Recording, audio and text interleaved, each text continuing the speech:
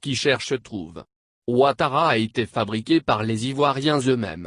Tellement ils voulaient le pouvoir qu'ils se sont alliés à lui tant que cela les arrangeait. Les Babo, Bédié, Soro, Dankan, Mabri, Tano, Bensoumaoro, Beyo, et Cetera. Ils ont tous fait la sorcellerie les uns contre les autres. Aujourd'hui Alassane en a eu le dessus grâce à un grand coup de main de Sarkozy et en complicité avec des Ivoiriens. Il ne quittera pas le pouvoir de lui-même. Il faut l'y contraindre or il n'y a personne en face et il le sait.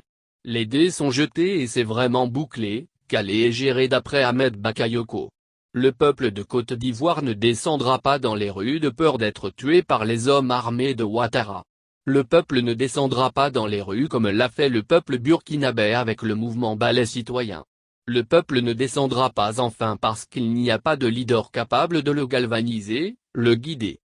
À mon humble avis, la seule chose qui reste à ce peuple c'est de s'organiser, de former un bloc autour d'une personne, peu importe les défauts de cette personne mais faire bloc autour d'une seule personne, avoir un programme de développement très novateur et attrayant. Puis d'aller sur le terrain.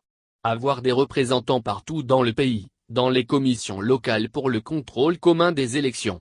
Les opposants s'ils sont vraiment sérieux et sincères doivent oublier leur nombre pléthorique de candidatures et se ranger derrière une seule personne.